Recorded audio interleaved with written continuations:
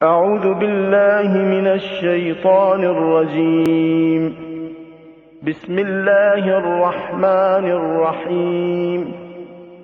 الحمد لله رب العالمين الرحمن الرحيم مالك يوم الدين إياك نعبد وإياك نستعين اهدنا الصراط المستقيم صراط الذين أنعمت عليهم غير المغضوب عليهم ولا الضالين.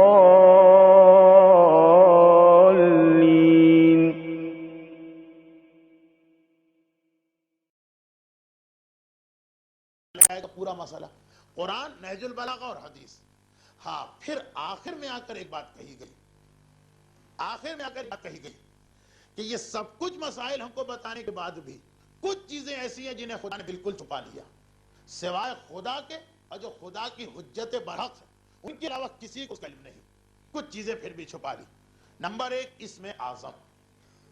اسم اعظم کہا جاتا ہے اس طرح کمپیوٹرائز آج کل لائف ہو گئی، کمپیوٹر کسی اصول پہ چلتا. اگر کسی کو کمپیوٹر کا اصول معلوم ہو جائے وہ کمپیوٹر میں چوری کر سکتا. کتنا آج کل مغربی دنیا میں ہنگامہ کہ پورے بینکس اکاؤنٹس، جس کو معلوم ہو گیا کہ بینک کا کمپیوٹر کس طرح چل رہا، وہ لاکھوں اور کروڑوں ڈالر نکال کے چلا گیا اور کوئی اس کو نہیں پکڑ پائے. ایک اصول کے اوپر چلتا ہے یہ کمپیوٹر. بہرحال کائنات بھی اسی طرح. اللہ ایک نام ہے اسم اعظم، اس پر پوری کائنات چل رہی. وہ کیا نام ہے یہ کسی کو نہیں پتا. ہاں یہ ہو سکتا ہے کہ کبھی ہم کوئی دعا پڑھ رہے ہیں اس میں وہ نام آ جائے اور عین اس موقع پہ ہم کچھ کہیں وہ بات پوری ہو جائے. کچھ ایسے لوگ ہوتے ہیں کہ بات کرتے کرتے کچھ کہتے ہیں اور وہ بات پوری ہو جاتی. ہمیشہ نہیں، کبھی کبھار. وجہ کیا؟ اگر عین اس موقع پر ان کی زبان پہ اسم اعظم کے ساتھ چیز آ گئی، انہیں خود پتا نہیں کہ ہم اسم اعظم ہے، انہیں نہیں معلوم کہ جو ہم کہہ رہے ہیں یہ اسم اعظم. لیکن اگر وہ اسم اعظم ہے اور اس کے ساتھ انہیں کوئی بات کہے تو چونکہ اسم اعظم پر پوری کائنات چل رہی ہے وہ بات پوری ہو کے رہے گی. وہ دعا ہو یا کسی شے کی حاجت پوری ہو جائے گی وہ طرف.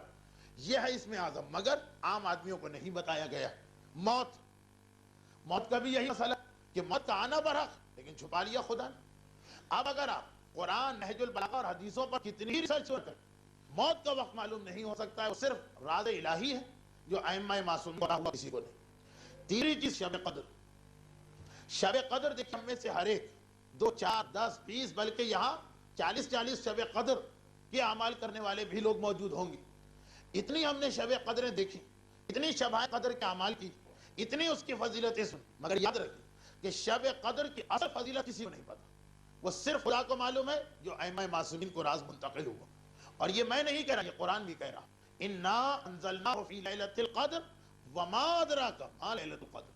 ما ادراک، تم درک نہیں کر سکتے، تم معلوم نہیں کر سکتے شب قدر کیا. کتنا ہی ریسرچ اور علم کیوں نہ حاصل کر لو، شب قدر کی حقیقت کسی کو نہیں پتا. اور واقعاً شب قدر میں بہت بڑا راز ہے. جس طرح اسم اعظم پر پوری کائنات چلتی، شب قدر پہ پورا سال چلتا ہے. جو پورا نیکسٹ ایئر وہ پورا کا پورا شب قدر پہ چل رہا. اس میں اتنے راز ہیں، اس میں اتنے مسائل ہیں، اس میں اتنے سیکرٹس ہیں، اس میں پروردگار عالم نے اتنی پوشیدہ باتیں رکھی. وما ادراک ما لیلۃ القدر. ہم قرآن کہہ رہا ہے تم کو پتہ ہی نہیں کہ شب قدر کیا. ایک چیز صرف قرآن نے بطور نمونہ بتائی، لیلۃ القدر خیر من الف شہر. 1000 مہینوں سے بہتر ہے یہ ایک رات. 1000 مہینے، ہر مہینے میں 30 یا 29 راتیں ہوں تو کتنی 1000 رات سے بہتر یہ ایک رات. لیکن یہ شب قدر کی پوری معرفت نہیں، صرف ایک چیز بتائی گئی. پھر بھی شب قدر کو ہم نہیں پہچان سکتے. معرفت شب قدر ناممکن. جب یہ شب قدر کی بات ہے تو جس کو امام معصوم شب قدر سے تشبیہ دیں اس کی معرفت بھی انسان کے لیے ناممکن ہوگی. ایک ہستی ایسی کہ کسی نے جا کے امام معصوم سے پوچھا، مولا ذرا ہمیں اس کی معرفت کرائیے. امام نے کہا اس کی معرفت کرو، ان کی معرفت کرو گے. تم شب قدر کی معرفت نہیں کر سکے، قرآن کہہ رہا تو وہ تو شب قدر سے زیادہ افضل ہے، ان کی معرفت تم کیسے کر سکتے ہو؟ امر محال ہے ان کی معرفت. اور یہ کون ہستی ہے؟ یہ ہے جب راوی نے کہا، مولا میں آپ سے آپ کی جدہ خاتون جنت سیدہ نساء عالمین جناب فاطمہ زہرا سلام اللہ علیہا معصومہ کونین کی معرفت حاصل کرنا چاہتا ہوں. مولا آپ ذرا مجھے بتائیے معرفت فاطمہ. امام کا جواب، کہ میری دادی فاطمہ شب قدر سے افضل ہیں. جب شب قدر کو نہیں پہچان سکتے ہو تو جو اس سے افضل ہے اسے کیسے پہچانو گے؟ یہ تشبیہ امام دے رہے ہیں. شب قدر کی صحیح معرفت کوئی نہیں کر سکا تو شہزادی کی معرفت، معصومہ عالم کی معرفت امر محال، ناممکن ہے کہ کوئی یہ دعویٰ کرے. معرفت فاطمہ کا ذرا سا حق بھی ادا نہیں ہو سکتا.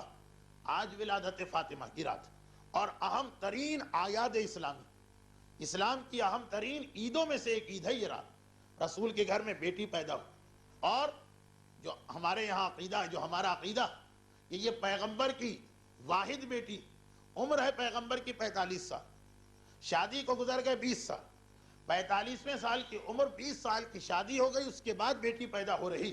کتنی خوشی پیغمبر نے منائی ہوگی. میں اکثر ولادت کی محفلوں میں اس زمانے کے مکے کے ماحول کا نقشہ بھی کھینچ چکا ہوں، اور یہیں پر کئی درسوں میں یہ بات آئی، اس کو دہرا نہیں رہا. آج حسنین کی مادر گرامی کے اس دنیا میں آنے کی رات، یہ تاریخ، کتنے خوش ہوں گے حسنین. یہ واقعاً پنجتن کی عید ہے آج کے دن. وہ عید و بقرعید تو ہماری آپ کی خوشی، آج پنجتن کی خوشی. واقعاً ہمارے گھروں کا ماحول لباس سے، غذا سے، مٹھائی سے، بچوں سے ڈیلنگ سے ایسا ہونا چاہیے کہ اندازہ ہو کہ یہ وہ لوگ جو اپنی خوشی پر پنجتن کی خوشی کو مقدم کرتے ہیں. ہمارے یہاں کوئی خوشی ہو جائے، ایک بچے کی سالگرہ منانا ہو، گھر کا ماحول کیا، ایک عقیقے کی تقریب کرنا ہو، گھر کا ماحول کیا. اندازہ ہوتا ہے کہ انسان کے گھر میں کوئی تقریب، اپنی خوشی میں ہم اتنا دھوم دھڑکا. تو جو پنجتن کی خوشی ہے، جو معصومین کی خوشی، کچھ تو اس کے آثار ظاہر ہونے چاہیے. افسوس یہی کہ ہم لوگ جن شخصیتوں کے وجود کے طفیل زندہ، یہ ائمہ طاہرین، خصوصاً ایک ہمارے زمانے کا امام، ایک وجود سیدہ، ہماری زندگی نہیں کی طفیل، جن کے احسان مند ہم اپنی ایک ایک سانس میں، ان کی تاریخیں آتی ہیں اتنی اہم اور ہم نظر انداز کر دیتے ہیں.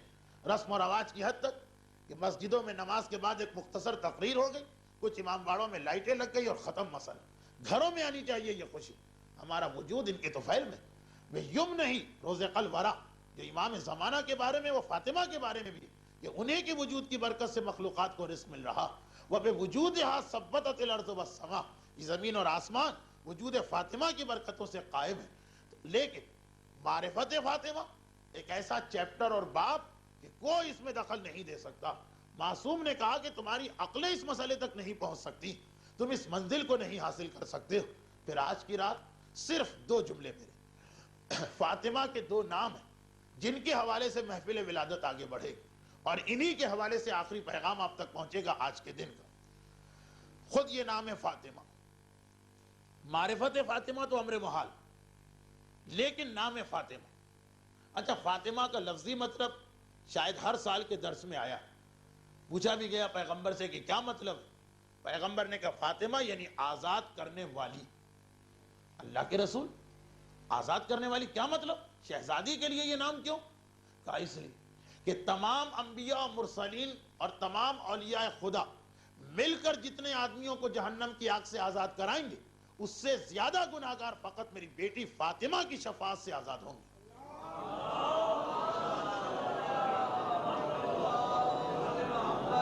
فاطمہ آزاد کرنے والی یعنی گناہگاروں کو آتش جہنم سے آزاد کرنے والی.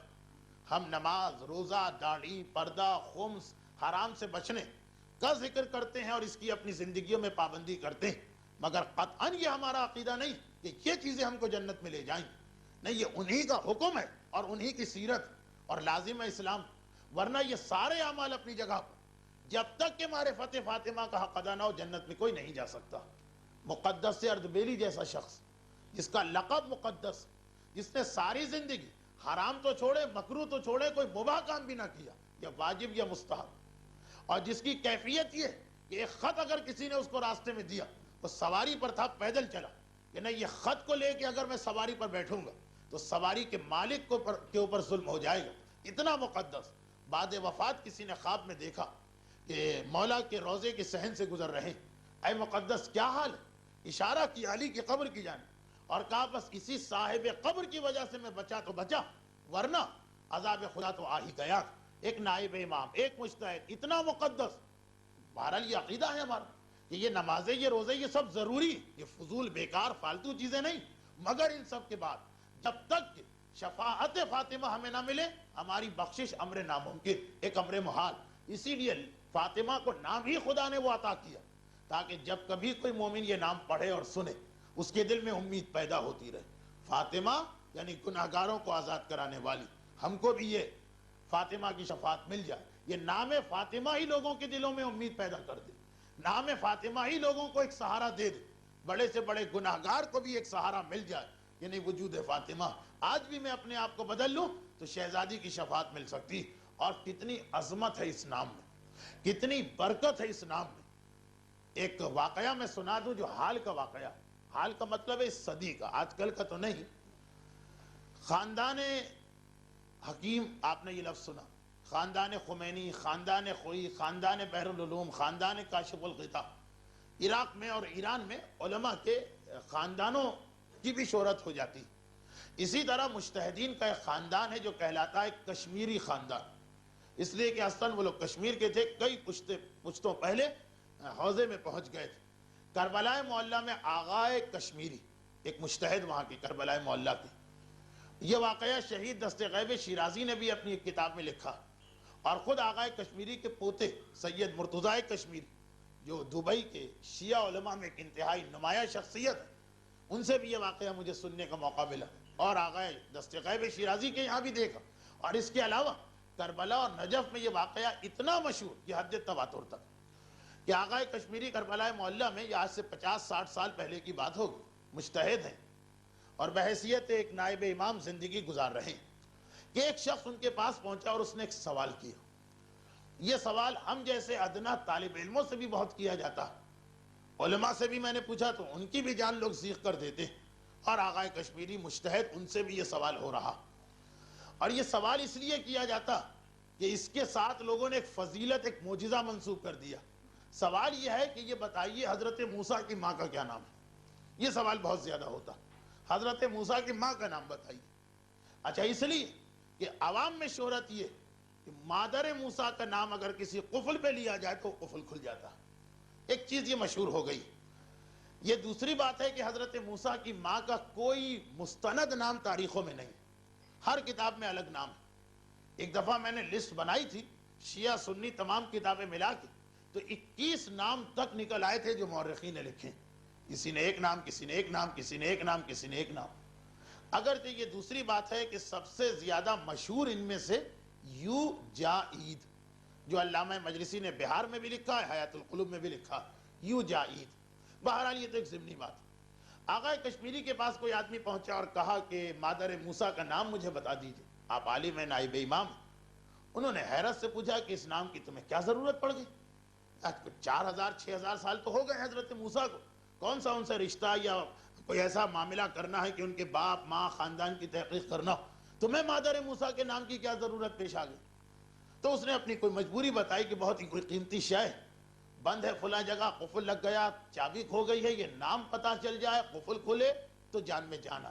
کوئی اتنی ہی قیمتی شے، پرانا زمانے کوئی بینک وینک تو تھے نہیں، ہر آدمی کی ساری زندگی کی محنتیں اور اثاثہ گھر میں یا کسی سیف میں یا لاکر میں ہوتا تھا. بس اتنا سننا تھا، آغائے کشمیری کو جلال آ گیا. اس لیے تم مادر موسیٰ کا نام معلوم کرنا چاہتے ہو، چلو میرے ساتھ. کہاں ہے وہ قفل؟ میں کھولتا ہوں. پہنچے وہاں پہ اور ایک مرتبہ زیر لب کچھ پڑھتے ہوئے قفل پہ ہاتھ لگایا، قفل کھل گیا.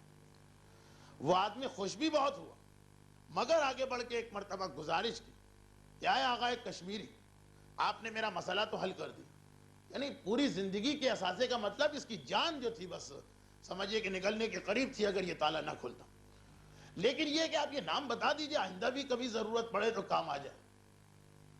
ایک مرتبہ حیرت کے ساتھ دیکھا، کہا کیا تجھے یہ نام نہیں معلوم؟ اس نے کہا نہیں معلوم، تبھی تو میں آپ کے پاس آیا تھا.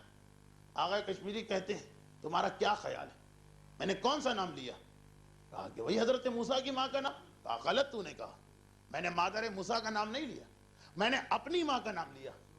یہ سید ہے، یہ سید ہے، ہر سید کی ماں خاتون جنت. تو نے جب مجھ سے کہا کہ موسیٰ کے نام اتنا اثر ہے کہ تالا کھل جاتا، تو مجھے یہی بات میرے ذہن میں آئی. کیا کہے گی تو، اگر موسیٰ کی ماں کے نام میں اتنا اثر تو میری جدہ فاطمہ زہرا مادر موسیٰ سے افضل ہے، اس کے نام میں اس سے زیادہ اثر ہونا چاہیے۔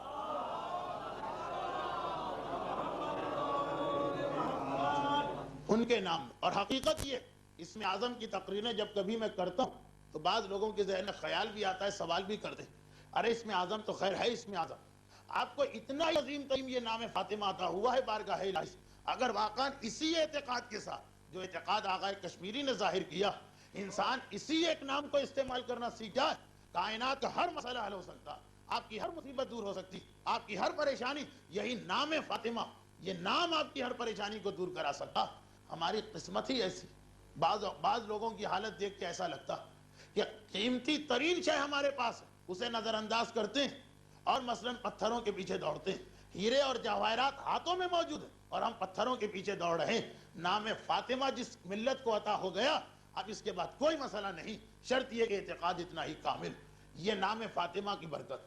اور دوسرا نام، فاطمہ کا دوسرا نام زہرا، جو دنیاوی اعتبار سے فاطمہ سے پہلے عطا ہوا، ویسے تو پروردگار نے فاطمہ کا نام فاطمہ لوح محفوظ میں ہمیشہ سے لکھا ہوا، مگر دنیا میں شہزادی کو پہلے زہرا کا لقب ملا، پھر فاطمہ کا لقب ملا۔ زہرا نام کو بھی یاد رکھ لیجیے، اس کی بھی ایک خصوصیت، آج کی شب ولادت میں بس یہی دو نام، فاطمہ اور زہرا۔ زہرا کے لفظی معنی ہیں نور اور نورانی، لیکن اس کے بارے میں ایک مخصوص واقعہ ہمارے پاس ہے، اس کی تفصیل میں نہیں جانا چاہتا ہوں، وقت بہت زیادہ گزرا جا رہا، انشاءاللہ کبھی کسی 15 شعبان کی محفل میں، وہ یہ کہ ہمارے زمانے کے امام جو نام، درود بھیجے محمد والے،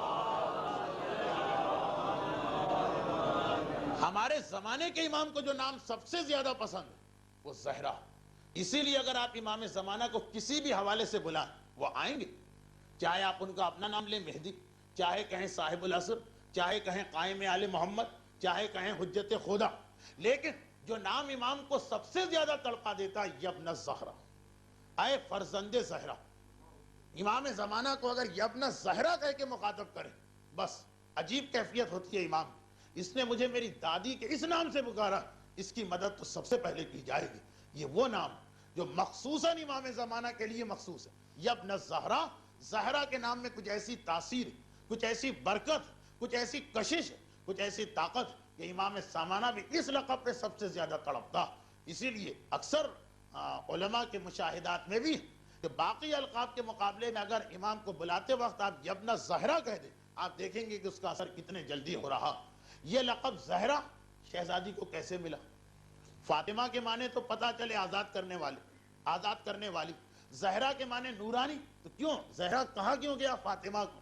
اب یہاں پہ وہ واقعہ آ رہا جو 2 سال پہلے میں اسی منبر سے اسی تاریخ کو پڑھ چکا ہوں، لیکن ایک تو واقعہ مختصر ہے، آج کی رات کے لیے بالکل مناسب ہے، اور پھر اس کا ایک پیغام ہے جو اس وقت نہیں دیا تھا وہ آج سن لیجیے۔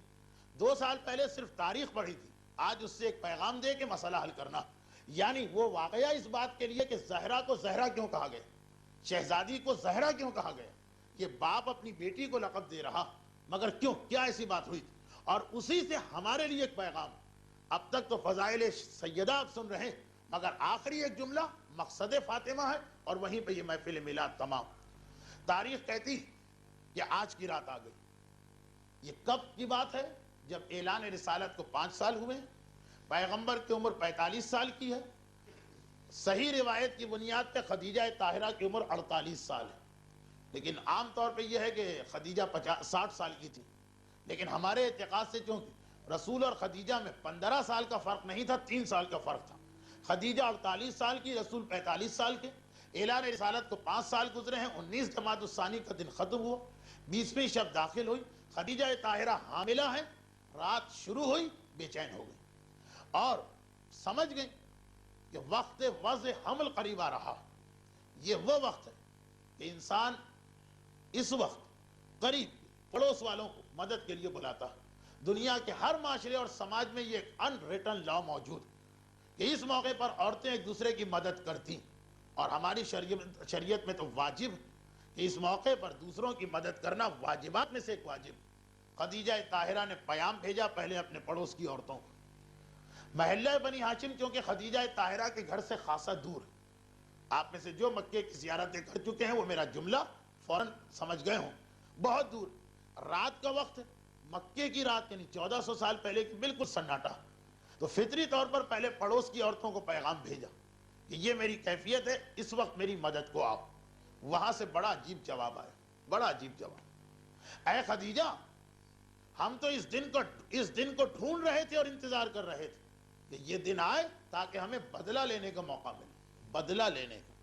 بدلہ کس چیز کا؟ اے خدیجہ، جب تم اس یتیم سے شادی کرنے جا رہی تھی تو ہم سب نے تمہیں کتنا سمجھایا کہ دیکھو تم مکے کی شہزادی اور یہ ایک یتیم ہے، اگر اس سے شادی کر لی تو تمام عورتوں کی توہین اور بے عزتی ہو جائے گی. ایک عام عورت جس سے شادی نہ کرے، شہزادی اس سے شادی کر رہی. اور دیکھو خدیجہ، جب تمہارے شوہر نے ہمارے خداؤں کو برا کہنا شروع کیا، ہم نے پھر تم سے اس وقت کہا تھا کہ اسے چھوڑ کے آ جاؤ، لیکن تم نے ہماری بات نہ مانی اور پھر ہم نے بائیکاٹ کیا. ساری عورتوں نے بائیکاٹ کیا. لیکن خدیجہ طاہرہ کے لیے بائیکاٹ کوئی مسئلہ نہیں بنا. پیسے کی بھی کمی نہیں، کنیزیں بھی تھی اور ضروریات پوری ہو رہی. تو اب یہ عورتیں کہہ رہی ہیں کہ ہم اس دن سے سوچ رہے تھے کہ کس طرح سے خدیجہ سے بدلہ لیا جائے. یہ ہماری باتوں سے خدیجہ نے کوئی اثر قبول نہیں کیا. جو تانے اور طنز اور غیبتیں کی گئی اور ہمارے بائیکاٹ سے کوئی اثر نہ لیا. ہم سوچ رہے تھے کبھی تو خدیجہ حاملہ ہوں گی اور وضع حمل کا وقت آئے گا، اس وقت تو خدیجہ کو لامحالہ ہم سے مدد دینا پڑے گی. اس وقت ہم بدلہ اتاریں گے، اس وقت ہم اس بغض و کینے کو نکالیں گے. ان کے لفظ یہ نہیں ہیں لیکن مفہوم یہ. اے خدیجہ، آج وہ دن آ گیا کہ اب ہمیں موقع ملا کہ تم نے ہماری مخالفت کی ہے، اس کا بدلہ دے. جاؤ خدیجہ، جاؤ، جس کے کہنے پر تم نے ہم کو چھوڑ دیا، جاؤ جا کر اسی سے مدد مانگو، ہم آنے کو تیار نہیں. یہ خدیجہ کو جواب ملا. ایک اکیلی عورت، پورا محلہ دشمن، اور ایسا جواب دیا جا رہا. مگر عجیب جواب خدیجہ نے بھی پلٹ کے دے دیا. علامہ مجلسی نے بہار میں یہ جملہ نقل کیا. خدیجہ نے کہا، اب الفاظ کچھ اور ہوں گے، اس وقت مجھے یاد نہیں، مفہوم یہ کہ میں نے جو تم تک پیغام بھیجوایا ہے یہ بھی میں نے غلط کیا. جس خدا ne آج تک میرا خیال رکھا ہے، آج کی رات بھی وہی خدا میرا مددگار ہوگا. درود بھیجے محمد و آل محمد. میں اب سوائے اس خدا کے اور کسی سے کوئی توقع ہی نہیں کرتی ہوں. سارا معاملہ میں نے اپنے اللہ پہ چھوڑ دیا. اور دیکھیے یہ جملہ جب میں نے پڑھا تو ایک اعتراض کا جواب بھی سمجھ میں آ گیا. یہ واقعہ تو میں نے 2 سال پہلے یہاں بھی پڑھا اور ولادت کی محفلوں میں اکثر میں پڑھتا ہوں. تو کسی نے ایک دفعہ اعتراض کر لیا، یہ پڑوس کی عورتوں نے تو منع کر دیا، بنی ہاشم کی عورتیں فاطمہ بنت اسد ہے، دیگر خواتین ہیں، ان کو کیوں نہ بلایا گیا؟ تو بات ذرا صحیح تھی. اب سمجھ میں آ گئی کہ پہلے پڑوس کی عورتوں کو اس لیے بلایا گیا کہ مکان ملا ہوا ہے، بنی ہاشم بہت دور ہے، اسے رضویہ کا رہنے والا مثلا ناظم آباد والے کو بلائے گا، نہ یہ کہ ڈگروڈ والے کو بلائے، اتنا ہی فاصلہ. لیکن جب انہوں نے منع کر دیا، اس وقت بنی ہاشم کو اس لیے نہیں بلایا کہ پھر خدیجہ نے کہا بس میں اپنا پورا معاملہ اپنے خدا کے حوالے کرتی ہوں، اب مجھے کسی کی مدد کی ضرورت نہیں. یعنی جو میری مدد کو بھی تیار ہے، اب میں ان سے بھی مدد نہیں لیتی ہوں، میرا پروردگار میری مدد کرے گا. اور پروردگار نے مدد کی. یہ رات گزرتی جا رہی، خدیجہ کی بے چینی بڑھتی جا رہی، گھبراہٹ میں اضافہ ہو رہا اور محسوس ہو رہا ہے کہ وقت وضع حمل قریب آ رہا. ایک دم سے خدیجہ کو ایسا لگا کہ جیسے میرے کمرے میں کچھ لوگ آ گئے. حیران ہو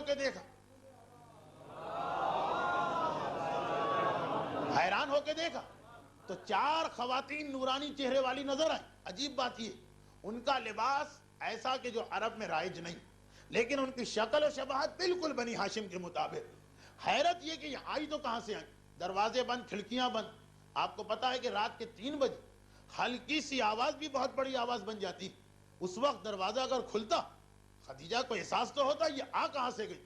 انہوں نے دیکھا کہ خدیجہ گھبرا رہی، آگے بڑھ اور پہلا تو ایک عجیب جملہ کہا. اگر وہ یہ کہہ دیں کہ ہم تمہاری مدد کے لیے آئیں تو خدیجہ جو ہیں وہ ان سے کہیں گے کہ واپس چلی جاؤ، کیونکہ ابھی خدیجہ کہہ چکی ہیں کہ اب میں کسی سے مدد نہ لوں گی، میں نے تو اپنا معاملہ خدا کے حوالے کیا. تو آنے والیوں نے بھی عجیب بات شروع کی. یہ نہیں کہا ہم تمہاری مدد کے لیے آئیں، کہا ہے خدیجہ گھبراؤ نہیں، خدا نے ہم کو حکم دیا ہے کہ ہم آگے تمہاری مدد.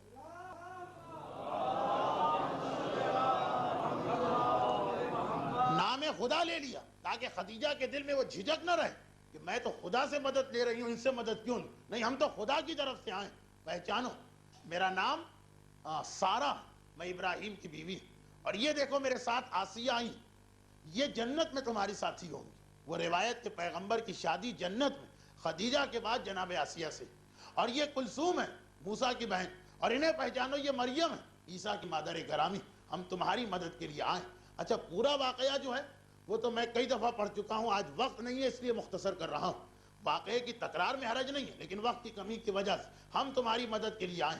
یہ کہے کہ بستر کے چاروں طرف ایک سرانے، ایک پائنتی، ایک دائیں، ایک بائیں، ایک محترم خاتون بیٹھ گئی، خدیجہ سے باتیں شروع کر دی، یہاں تک کہ بالکل وہ وقت آ گیا جو رات ختم ہو کے اول صبح کا وقت ہوتا، اور ایک مرتبہ کمرے میں نور چمکا۔ یہ نور کیوں چمکا؟ معصوم اور معصومہ کی ولادت پروردگار کا ایک راز ہے۔ یہ ولادت کس طرح ہوتی ہے؟ یہ ایک راز الہی۔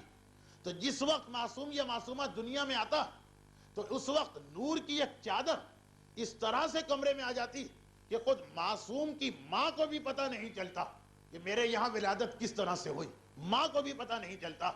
یہ نور جو ہے یہ چادر کے لیے آیا ہے، نور کی چادر آ گئی، ایسی چادر کہ اب نہ خدیجہ کچھ دیکھیں، نہ سارہ، نہ آسیہ، نہ کلثوم، نہ مریم، یہ سب خدیجہ طاہرہ کی مدد کے لیے نہیں آئی تھی، یعنی ولادت میں مدد کے لیے نہیں آئی تھی، یہ صرف دل بہلانے کے لیے آئی ہیں۔ ایک مرتبہ وہ چادر آ گئی، نور کی چادر ہٹی تو ایک عجیب منظر، خدیجہ نے دیکھا کہ میری بیٹی فاطمہ دنیا میں آ کے سجدے کے عالم میں ہے، پیشانی زمین پر ہے، پیشانی زمین پر ہے، انگشت شہادت آسمان کی طرف ہے۔ فاطمہ کا پہلا جملہ اس دنیا میں اشہد ان لا الہ الا اللہ وحدہ لا شریک لہ واشہد ان ابی رسول اللہ وان بعلی ولی اللہ وان اولادی ائمۃ الہدی، یعنی میں گواہی دیتی ہوں کہ اللہ کے سوا کوئی معبود نہیں، میرا بابا اللہ کا رسول ہے، میرا شوہر اللہ کا ولی ہے، میری اولاد پوری امت کے امام ہدایت ہیں۔ درود بھیجے محمد والے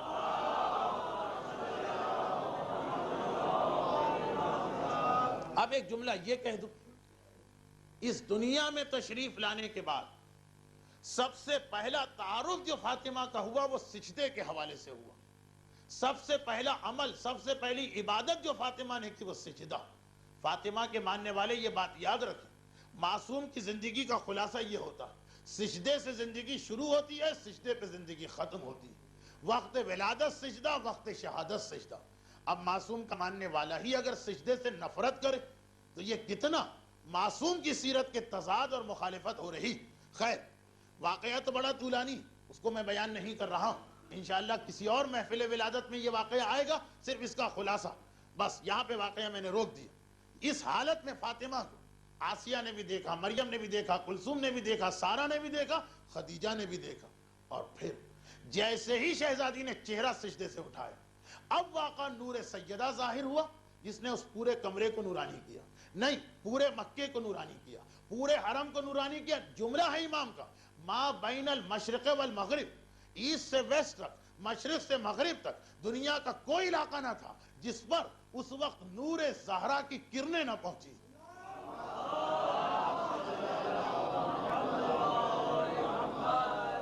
رات گزر گئی، صبح کا وقت آ گیا، سورج طلوع ہوا، پیغمبر اسلام حرم کی جانب چلے۔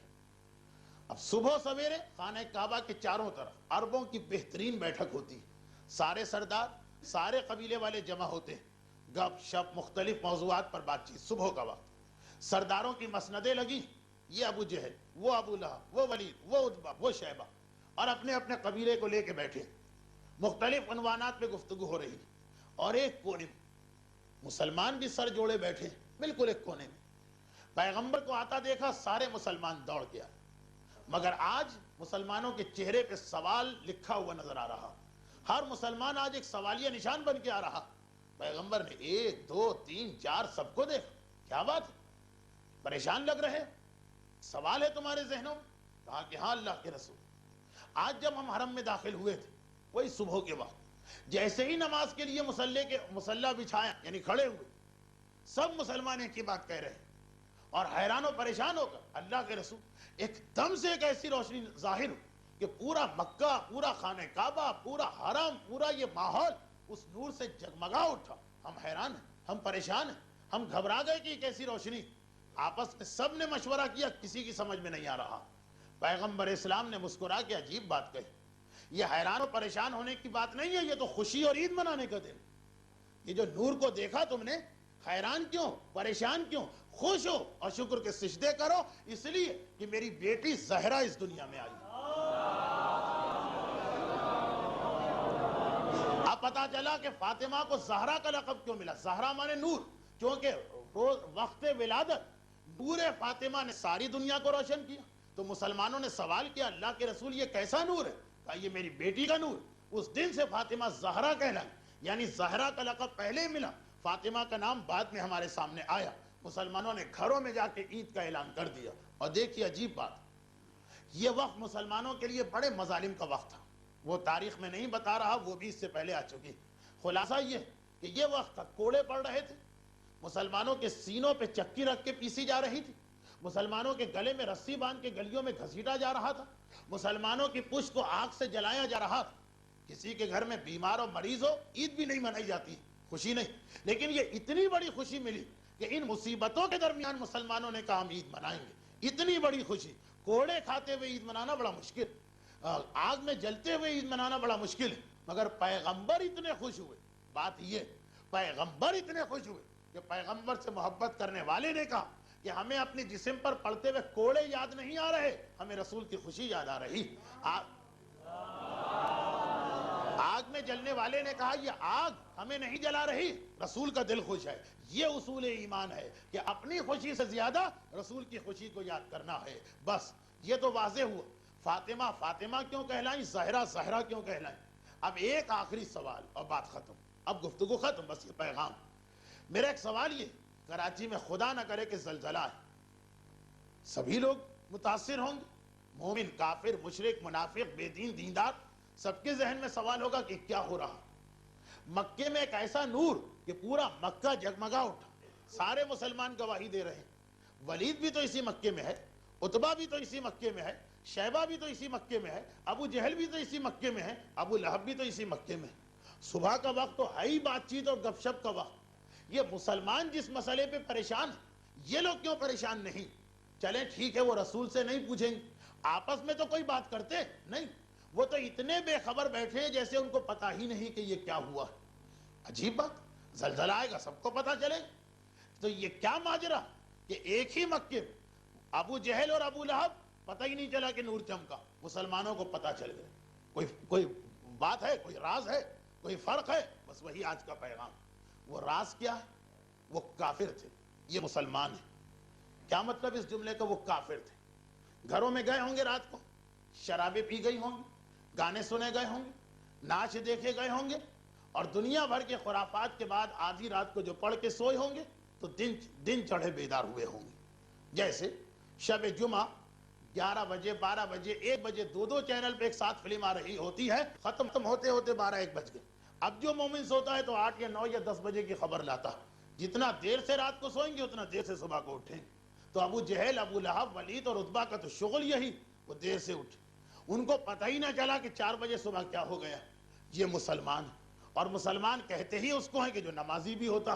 یہ چونکہ نماز صبح کے لیے بیدار تھے اور نماز صبح پڑھنے کے لیے حرم میں آئے تھے، اس اعتبار سے ان کو پتہ چل گیا کہ نور زہرا چمکا، یعنی نور زہرا کی زیارت اس نے کر لی کہ جو نمازی تھا، وہ محروم رہا کہ جو بے نمازی تھا۔ اب بس یہیں سے ایک آخری بات میں عرض کروں کہ اس کا مطلب کیا ہوا کہ نور زہرا جو ہے وہ تو سب کے لیے، وہ سب کے لیے، آل محمد کی برکتیں سب کے لیے، لیکن لوگوں میں صلاحیت نہیں ہوتی ہے استفادہ کرنے کی۔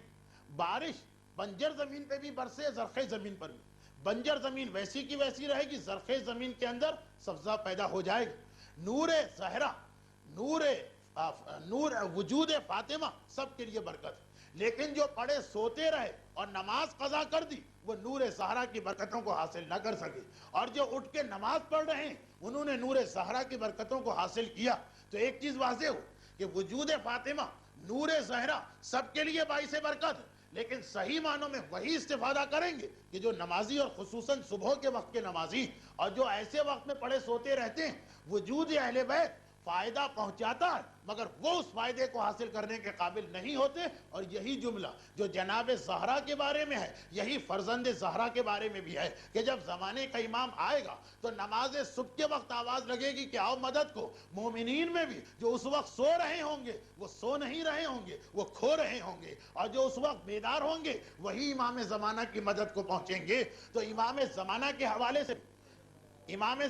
حوالے سے بھی پیغام یہ بنا کہ نماز صبح وہ ہے لوگوں کو امام تک پہنچانے والی. اور جناب زہرا کے حوالے سے بھی پیغام یہ بنا کہ مکے کی سرزمین میں بھی نور زہرا نے سب کو فائدہ پہنچانا چاہا مگر بے نمازی محروم رہے اور صاحب نماز استفادہ کر گیا اس نور سے, برکتوں کو حاصل کر لیا اس نور کی. اس لیے اہم ترین پیغام یہ کہ باقی دنوں میں تو خیر خدا ہدایت دے مگر آج کی جو نماز صبح ہے, جو ولادت زہرا کی نماز صبح ہے, جو نور زہرا کے دنیا میں آنے کی نماز صبح ہے, ہر مومن, ہر مومنہ, ہر بڑا, ہر بچہ یہ عہد کر کے جائے کہ کم سے کم یہ نماز ہمیں قضا نہیں ہونے دینا, کیونکہ یہی تو وہ نماز ہے جو سب سے زیادہ وجود زہرا کی برکتوں کو ہم تک پہنچانے والی ہے. اور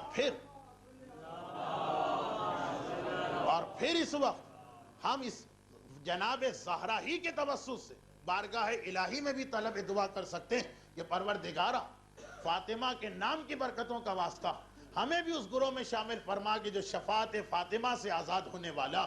پروردگارہ جناب زہرا کے نام کی برکتوں کا واسطہ ہمیں بھی ان لوگوں میں شامل فرما جو نور معصومین سے استفادہ کرنے والا.